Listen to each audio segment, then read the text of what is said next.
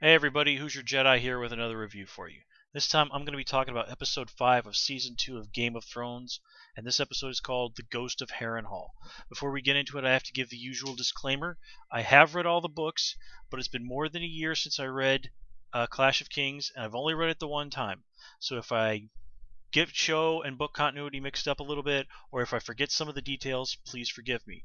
Now also, I'm going to try very hard not to spoil any of the big deals from the book, but in order to properly give you my feelings about this episode, I am going to have to talk about some of the smaller details. So if you want to be absolutely uh, no, not even a little bit spoiled for any little detail in the books, you might want to turn away from this review right now.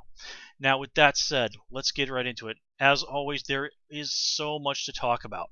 And the first thing, of course, that we have to talk about is Renly's. Now, when I read this in the books, I was still sort of reeling from what had previously just happened with Melisandre giving birth to the Shadow Baby. I guess that's what we're calling it. So, just really coming to understand that magic did go to this level in Westeros was something I was still trying to wrap my head around. So, Renly's death was something that just honestly, I felt more confused by what has happened than anything. But now that I've had time to digest it and read the rest of the books and have come to understand how things work magic-wise in this universe, I understand it much better. And then seeing it play out in the show, it really did such a great job in driving home just what a freaky thing this was, and especially Caitlyn and Brienne's panic and fear and confusion as to what happened. So, yeah, real props to the show for that. And boy, so many people, when the actress was announced, and as usual, I cannot remember her name, for Brienne, they were railing against her, blah, blah, blah, stuff we've all heard 100 times before on the internet. Folks, if there is any doubt in anyone's mind that they cast the right person to be Brienne in this show, at this point I have no choice but to call them a fool. Everything that happened with Brienne and Caitlyn, it just rocked. And I just really cannot say enough good things. The acting, and I had forgotten this little turn of phrase in the book, a woman's strength. And here we do have Brienne and Caitlyn, two women who really could not possibly be more different, and yet they both are people of incredible strength. Brienne has the incredible physical strength. She's a warrior just about as good as anybody else, and then Caitlyn has that quiet, soft power, iron will strength. Not that Brienne lacks that in any way, shape, or form. We will certainly see that, but just seeing those two together, and the scene where Brienne pledges her loyalty to Caitlyn, it really drives home how Brienne is really, despite being a woman, and I do not mean that in any way badly. She embodies what a knight, an honorable warrior should be, so much better than so many of the men in Westeros, the ones who society says should be the knights. So yeah, hats off to the women of Westeros. And let's see what else. Well, let's move on from that. Oh yeah, one thing that I kind of do have to mark it about before we move on is I'm sort of glad that they didn't mention that Renly's personal guard, rather than being called the White Cloaks, are called the Rainbow Guard. What with the whole thing of Renly being gay, when I read that in the books, I was like, really, George R. Martin? Yeah, you know what? Let's just leave it at that. That was a really kind of moment for me. So anyway, let's see. What do we have? Okay, remember last week I talked about how the price that both Stannis and Renly were willing to pay in order to be king, and how that price included being able to truly view each other as brothers. And Stannis has a really nice way of putting it, the way he has justified this to himself. and he says that he mourns the boy that Renly once loved. I'm sorry, the boy that Renly once was, and not the man he became. And this is an echo of what Renly said when last episode, how he talked about how when he was a boy, he had loved Stannis.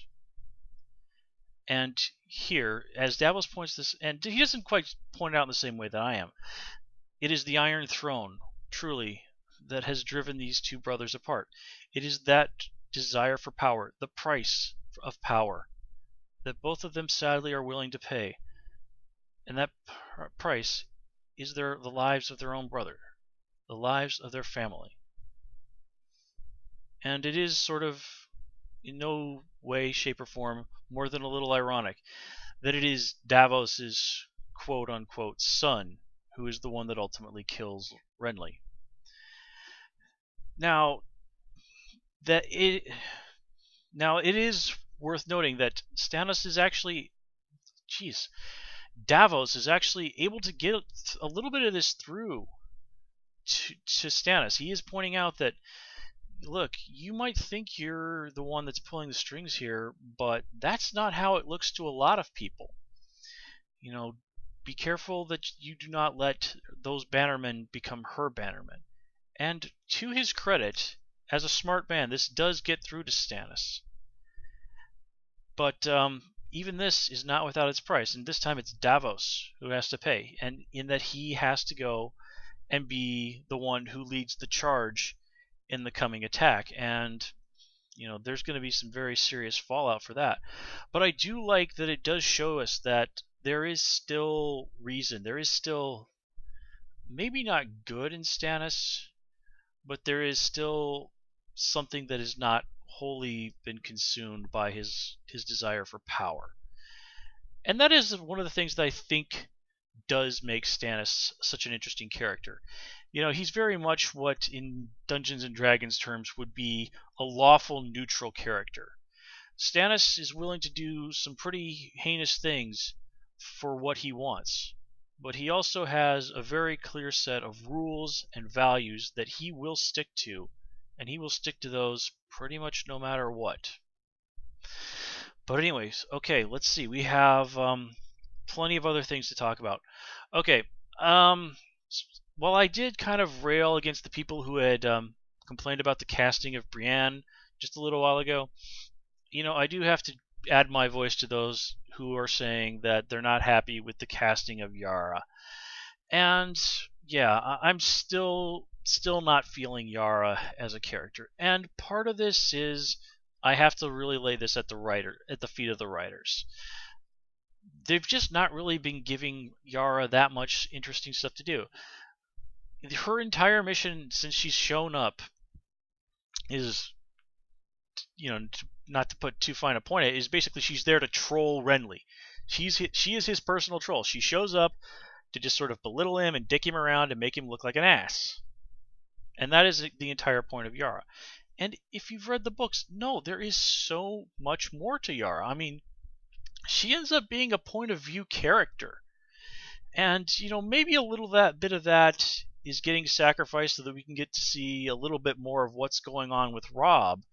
And in terms of storytelling, I suppose that's a little bit necessary. But I just feel that the writing, and to a somewhat lesser degree, but still a significant one, the actress are just not serving Yara well. So anyway, yes, let's talk about some.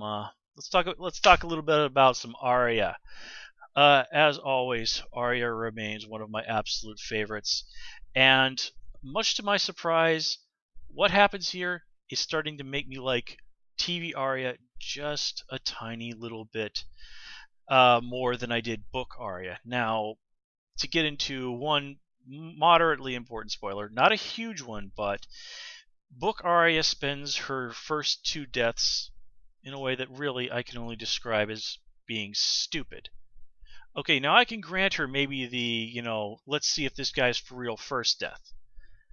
But after that, no, she makes a very poor decision on whose life to take there.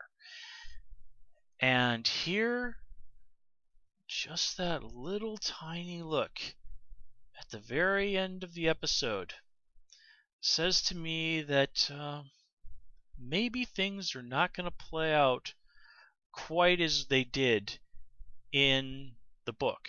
Now, I'm still thinking who she chooses for the third death is going to be the same, but it's that second death. That's the big question mark. And that's what's really, really got my interest right now. Because I know, just like the people who read the books, just what our mysterious assassin's real deal is. And yeah, I'm liking it.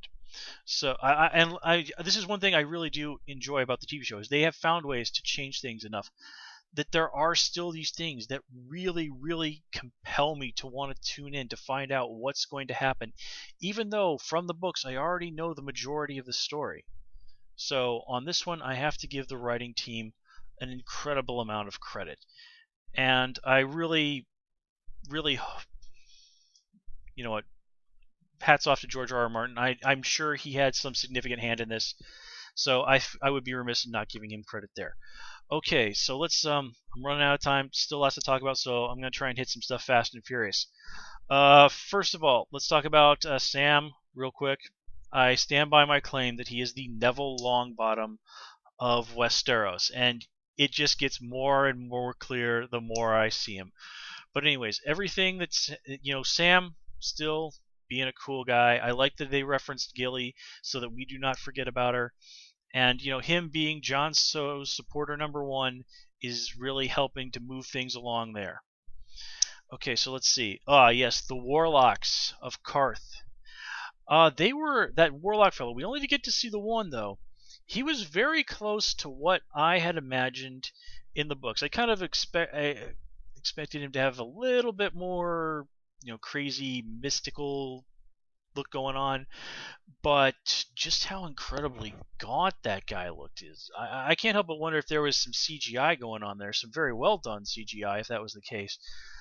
But whatever was going on there, he really did come across as very creepy, very mysterious, and someone who really might be able to back up what he says, despite what and I called him the Z-Man last week because I can't be bothered to try and pronounce his name.